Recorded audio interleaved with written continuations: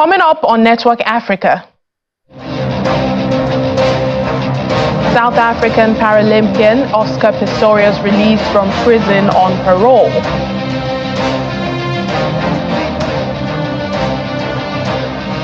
A court in Senegal upholds opposition leader Ousmane Sonko's libel conviction. Plus,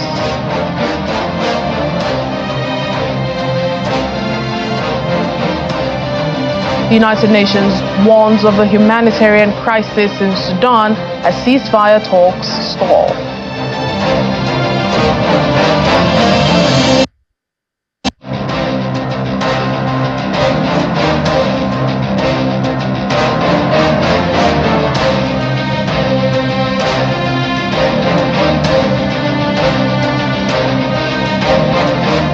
Hello and welcome to the program today. I'm Layo Olarinde. We begin in South Africa, where Paralympian Oscar Pistorius has been freed on parole from jail nearly 11 years after murdering his girlfriend, Reeva Steenkamp. Officials confirmed Pistorius is at home on Friday morning, having served half of his more than 13-year sentence. Mr. Pistorius, now 37 years, shot Ms. Steenkamp multiple times in 2013. Through a door. The double amputee later claimed he had mistaken her for a burglar. He was eventually convicted of murder in 2015 after an appeal court overturned an earlier verdict of culpable homicide. Under South African law, all offenders are entitled to be considered for parole once they have served half their total sentence, which for Pistorius was finally set in 2017 at 13 years and 5 months. He will now live under strict conditions, including being unable to speak to the media until his sentence expires in 2029.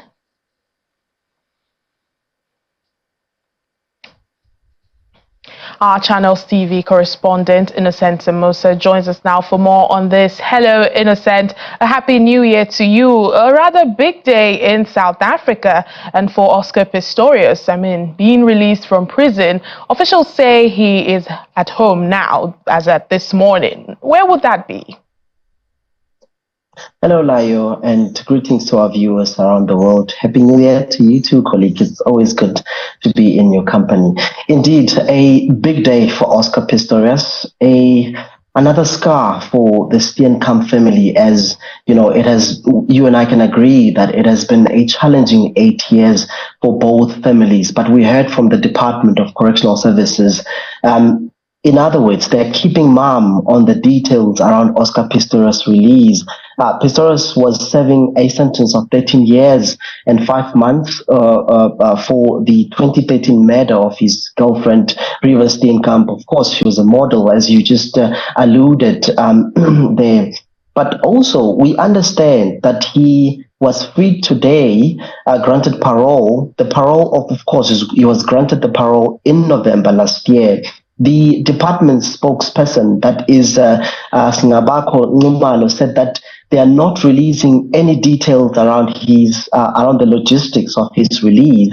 But we understand also, Layo, that media gathered outside the Atteridgeville prison today, hoping to catch a glimpse of him, but with no luck. It would appear to us that the department they want to keep this secret. I guess maybe the families have asked them to do what they are doing. But we know now, if he is at home, he is, of course, will be living with his uncle, Arnold Pistorius, in Waterkloof, that is in Pretoria, at the capital city, Layo.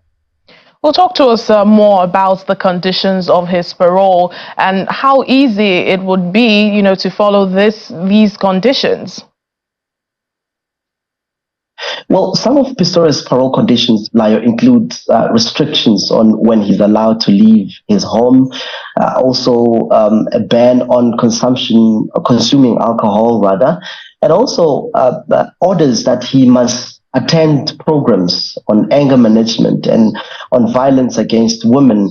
He'll have to perform community services, but also it's unclear again, Layo, where he'll be performing those duties. But as you correctly put it in your intro, he is also restricted from conducting media interviews, which will make it difficult for you and I, Layo, to understand what is Mr. Pistorius up to since he's outside, Layo?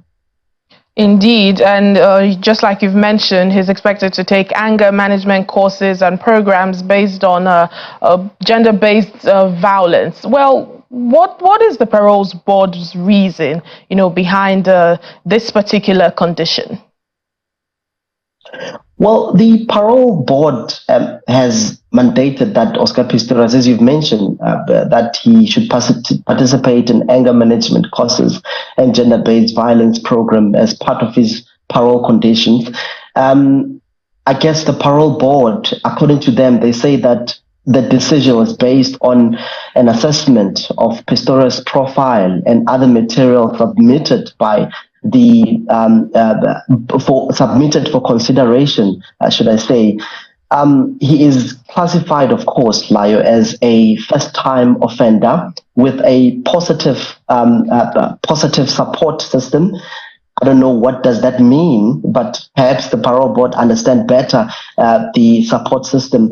But also, the placement decision is in line, Layo, with Section 73 of the Correctional Services Act, and it forms part of the total rehabilitation program in correcting, offending behaviors, and may include the continuation of programs aimed at, reintegration to the society whilst in the system of community corrections. So it would seem as though they came to that decision as soon as they get the profile of what type of a person is Oscar Pistorius. I guess they were reading to his behavior in prison and really reading to his behavior when they were doing research, doing a background of what kind of a person, what type of a person is Pistorius. But that's, in a nutshell, that's what we've come to understand, Layo.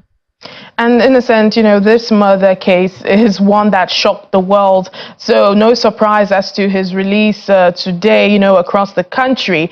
What has been the reaction to him being freed? And I'm talking about, comments, especially from the Steenkamp family whose daughter was killed. Well, in fact, River Steenkamp's mom was speaking on radio this morning. She said some chilling words. She said that she's the one that is essentially serving a life sentence because she cannot get her daughter back. This just goes to show, Layo, that she's still hurting from that fateful day. Again, as I've indicated, that this has been an excruciating 8 years for both families, but there's been mixed reactions on the streets. People have been really giving out their comments. Some are saying that he has played his part. He has, he has done his dues, so he's liable to essentially be rehabilitated to the society. But some are saying that also there's a need for our constitution to essentially look at celebrity charges, where they feel that some of them are essentially getting preferences, they're being getting preferences. So they feel that it's time for the Constitution, particularly the Section 73 of the Correctional Services Act, to really be amended. But I guess we're still a long way to that. But I must say that, Layo, there's been a lot of mixed reactions on the streets. People have been voicing some their frustration, some they were essentially happy for him that he's out, Layo. All right then, and one of the bill conditions is he can't speak to the media, so it will be impossible at this point to know what next for the man who was once a national hero in South Africa. But we'll just have to wait and see. But thank you so much, Inocent Mosa, our Channels TV correspondent in Johannesburg. Thank you so much, colleague. We move now to Senegal. The Supreme Court has rejected opposition leader Ousmane Sonko's appeal against the libel conviction, potentially ruling him out of next month's presidential election. After about 12 hours of hearing, the Supreme Court early on Friday rejected Mr. Sonko's appeal against the libel conviction. According to the electoral regulations, this conviction disqualifies him in the 25th February presidential race. However, his lawyers and legal team have said the legal setback is not final. Mr. Sonko is seen as a strong potential challenger in the race to succeed President Macky Sall, who is stepping down after 2 terms in office. Mr. Sonko has faced several court cases since 2021, all of which he denies. Well, last month, the court ordered his reinstatement on the electoral roll. His repeated arrests over the past 2 years have sparked several bouts of deadly unrest in the country. Reports say there is no immediate sign of public protest in response to Friday's ruling, even as the Constitutional Council is set to publish a final list of the declared presidential candidates on the 20th of January.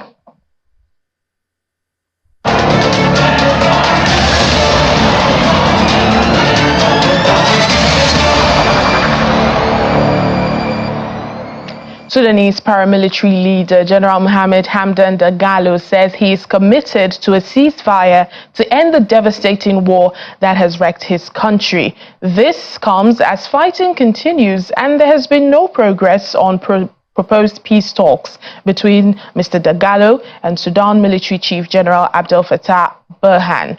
The leader of the Rapid Support Forces made this known in a statement after a meeting in Pretoria with South African President Cyril Ramaphosa. Well, according to the East African Regional Bloc, IGAD, the warring generals agreed last month to a face-to-face meeting and to also start talks over a possible ceasefire. But so far, no date or location for the talks have been announced. During Thursday's meeting with Dagalo, President Ramaphosa of South Africa said he hopes there will be an imminent face-to-face dialogue between both leaders and is also calling for an immediate ceasefire. The RSF leader is on a tour of African countries. He met with Kenyan President William Ruto on Wednesday, and that was after his visits to Uganda, Ethiopia, and Djibouti. In the meantime, the United Nations has issued a stark warning about the deteriorating condition in Sudan, emphasizing the urgent need for international intervention. UN spokesperson Stephanie Tremblay spoke about the Under-Secretary General for Humanitarian Affairs, Martin Griffiths' warning that the 9 months of war there has tipped Sudan into a downward spiral that only grows more ruinous by the day. Ms. Tremblay revealed that nearly 25 million people in Sudan require humanitarian assistance, but escalating hostilities are hindering the aid efforts. In a statement that you may have seen that was issued earlier today, the Under-Secretary General for Humanitarian Affairs, Martin Griffiths, warned that 9 months of war there has tipped the country into a downward spiral that only grows more ruinous by the day. Across Sudan, nearly 25 million people will need humanitarian assistance this year, but escalating hostilities are putting most of them beyond our reach. Mr. Griffiths called on the parties to the conflict to protect civilians, facilitate humanitarian access, and stop the fighting immediately. He said that in 2024, the international community, particularly those with influence on the parties to the conflict in Sudan, must take decisive and immediate action to stop the fighting and safeguard humanitarian operations meant to help millions of civilians.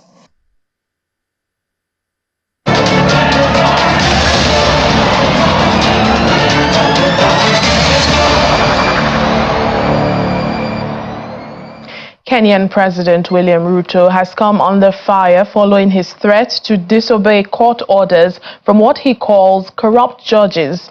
Mr. Ruto on Tuesday said some unnamed judges had teamed up with opposition politicians and cartels to block his government projects. However, in a swift response, Chief Justice Martha Koome and opposition leader Raila Odinga accused Mr. Ruto of trying to intimidate judges, while the Law Society of Kenya called for countrywide protests next week in solidarity with the judiciary. But despite these calls to respect the judiciary, President William William Ruto has pledged to root out individuals he believes are sabotaging his government through court orders and injunctions. While acknowledging that there are honest judicial officers, the president insists that no single cent should be used to bribe any officer. Welcome back to the program. We continue in Zimbabwe, where 11 subsistence mine workers have been trapped in an underground shaft following a ground collapse at Red Wing Mine, located 270 kilometers west of the capital, Harare. Authorities from Zimbabwe's mines ministry say the incident occurred on Thursday morning, with preliminary assessments suggesting that earth tremors may have triggered the collapse. Red Wing Mines owner, Metallion Corporation, has issued a separate confirmation of the incident and revealed that a dedicated rescue team has been mobilized now to bring the trapped miners back to the surface. According to the company, the miners have carried out the mining operations at Red Wing, engaged in unauthorized work since the mine was placed under corporate rescue in 2020. Well, Zimbabwean journalist Nigel Tumu joins us now from Harare for more on this. Hello, Nigel. Thank you for your time. Do speak to us about the update at this time with the trapped miners.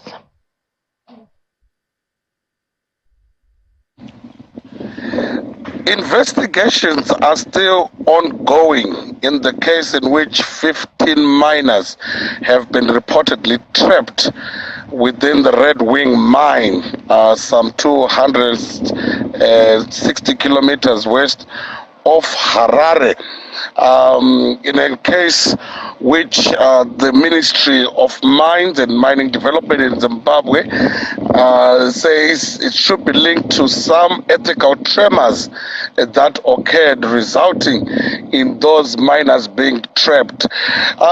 It is suspected that a potential 11 are dead, with ongoing efforts to retrieve them, and with ongoing efforts to try as much as possible to avert this bad situation from turning worse. And how are rescue efforts going? The mining company says, operations have been hindered because of the unstable ground conditions. Help us understand the terrain of that place. Yes, there have been prior indications that the mining area is unstable, and that it may not be the most conducive place to conduct mining activities, and this has been linked to unfortunate incidences that have occurred within that mining place before. However, as of the last updates we have received here, the efforts to recover the bodies or to rescue are still ongoing, and given also how the cause of the earth tremor is not yet been identified. Hence, that is why a bit more caution is being exercised. So that is thus far the efforts have been to try at least as much as also possible to ascertain what really resulted in those tremors happening. And speaking of identification, are the identities of those trapped known? And what do we know of their health conditions? We haven't had official communication, at least as of now, as to the identified individuals that have been were trapped or that have either survived or could not make it. For now, it is still those estimates that have been officially been released, and naturally, given the sensitivities, there could be some indication as to who was carrying out the mining activities at that particular point. Well, how are Zimbabweans reacting to this, especially, the families of those that are on the ground? Yes, the news has been received by shock, and indeed there has been concern within the area, with the government officials trying to at least calm down the situation, trying to at least provide that glimmer of hope that everything is under control and the situation would be managed. There are growing calls on social medias in particular by some prominent voices within the sector who are calling for the mine to be shut down and so on. So we do have some expressions, voices of concern. Yet in the midst of that, government says it is looking into the matter and perhaps suggesting that they will try as much as possible to get things under control. All right then, Zimbabwean journalist Nigel Tumu, thank you. Moving on to Zambia, the Education Ministry says children across the country will return to school 3 weeks late from their festive holidays, and this is due to a cholera outbreak. Both primary and secondary school students were meant to return next Monday, but will now resume on the 29th of January. The Education Minister has directed that during this prolonged closure, all learning institutions should be thoroughly cleaned, have clean water and sanitation facilities, and including adequate hand washing points and also disinfectants. On Sunday, Zambia's Ministry of Health said 3,015 cholera cases and 98 deaths have been recorded since October 2023. It had previously warned that the outbreak was threatening the country's health security. A former beauty queen in Namibia is reiterating her pledge to run for president of the Southern African country. Cassia Sharpley, who became Miss Namibia in 2022, had told her 23,000 Instagram followers she would soon share her journey towards becoming president of the Republic of Namibia. Although several followers pointed out that presidential candidates must be over 35 in keeping with the Namibian constitution, the 23-year-old repeated her statement on Thursday. Ms. Shapley, who plans to run as an independent candidate, adds that she would offer more information in forthcoming YouTube feeds.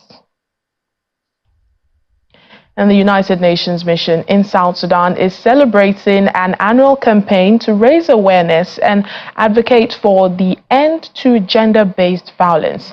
For the last several years, UNMISS has been conducting a discipline team that has dedicated a day to address issues related to sexual exploitation and abuse. And according to the team, sexual exploitation and abuse is a prevalent form of GBV in South Sudan, and it remains a significant concern. Prolonged conflict in South Sudan has contributed to the widespread occurrence of GBV, particularly sexual violence, which has been extensively documented. Displaced women and girls also face persistent threats and risk of gender-based violence, including sexual violence, intimate partner violence, harassment, and early and forced marriage. When we roll out to a community, when we roll out to a country, it means that there is already vulnerabilities. So we cannot be the ones who are going to make it worse. We are not being the ones who are going to stigmatize the population even more. So it is very important that the population knows that we are here for them.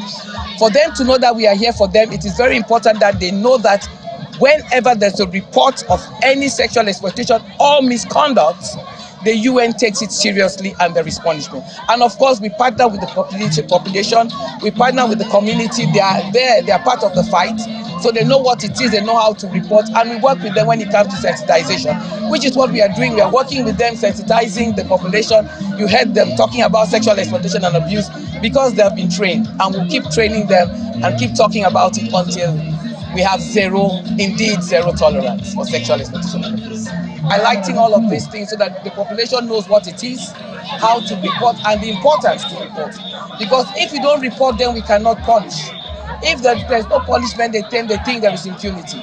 We want to let the population know that every single act of sexual exploitation and abuse, there is zero tolerance, there is no tolerance, it is going to be punished.